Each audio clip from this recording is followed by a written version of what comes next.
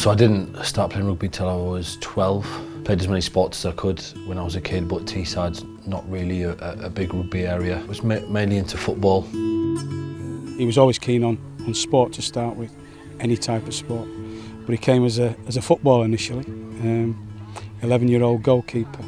We actually sort of badgered the teacher there, I think, to make a rugby team because there weren't any rugby teams at the school. Like all students, there's always that level of keenness to do something new. And Geoff and a few others had said, could we not start something? So we took that and we went with what was a group of individuals already playing at Stockton Rugby Club. So that gave us a spine, really. It gave us a group of players who knew the way around the pitch. And then we added to that, really. And Geoff was one of those guys. We had one game in my first year at secondary school there when I was 12, and it was actually against my dad's school. My dad was the coach of the other school, Grangefield. I was playing number 8 at the time, and we won 5-0, and I scored off the back of a scrum. I refereed that one, and unfortunately they scored a try that I had to disallow, and then we went down the other end and scored a try but missed the conversion. 5-0 epic. Shortly after that, one of his friends from school took him to the Darlington Festival of Rugby, and Stockton Rugby Club were taking part, and we were very, very lucky that particular group had the manager in Nick Moore. Nick Moore, he was the biggest influence in terms of just getting me enjoying rugby. My rule number one is if you turn it with a pair of boots, you got on. It was as simple as that. So every player felt they were part of the team. We would always mix and match it. Move players around a bit, give them a good taste, a good bit of fun at times, you know, put a prop on the wing or a second row or whatever, or put one of the centres in the back row and, you know, give them a taste of what was going on. Sometimes at that age you get teams will turn up and they've only got 13 players, and he would give our best players to the opposition, and at the time we'd be frustrated with him, but what it did, it gave everyone a chance, it kept that interest, and when you get to maybe 15 or 16 and normally the interest drops off, we actually kept a good strong core of our squad. He used to actually play for both the local football team and Stockton rugby team at the weekend, and for 3 years he was playing both sports at the weekend, but it became rather hectic, and when he was 14 he had to start think about choosing between the two sports, and it was the camaraderie and the group identity and the enthusiasm of the whole group which took him into rugby rather than football. Stockton was something special. The atmosphere that was created at Stockton then, it was a brilliant atmosphere, and there was a good sort of squad of guys, all different abilities. Every game was a good social experience for the parents, I guess, as well.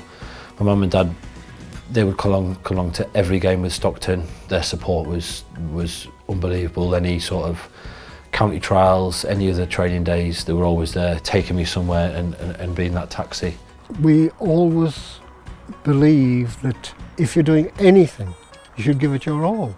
We've always had a strong work ethic, and we were brought up to have a strong work ethic. I was from a big family, and so was my husband, and so we had to think about the family rather than ourselves all the time.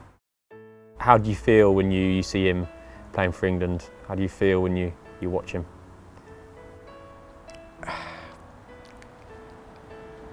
Unbelievable. Absolutely unbelievable.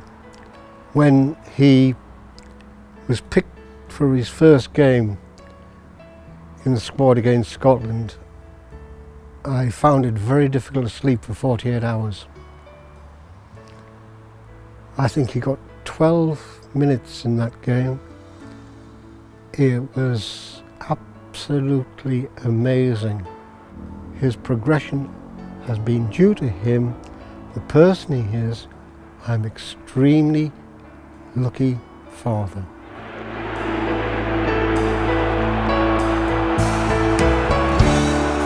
I remember the first time he played for England, I just felt so proud. It had almost taken me by surprise, because although he always wanted to play for England, I suppose didn't have the expectations that he had. Fortunately, he realised his expectations. You think the North East, and sometimes it gets maybe not a bad rap, but it's because it is quite far away and it is a bit colder. It's probably not thought about as much as other areas. But it's a brilliant area. The people are so friendly. Every time you go up there, it just reminds you how friendly and down to earth everyone is. There's a little fella, he'll probably be a fly half as opposed to a second row. He'd said, you know, he was playing now at Stockton Rugby Club, and he was playing at Stockton Rugby Club because of the man behind me, and he pointed to Geoff's picture and he said, because of that man there, that's what I want to do. And I mean, you don't get better testament than that, really. The pride of the people at Stockton at having someone from the area playing from England was amazing.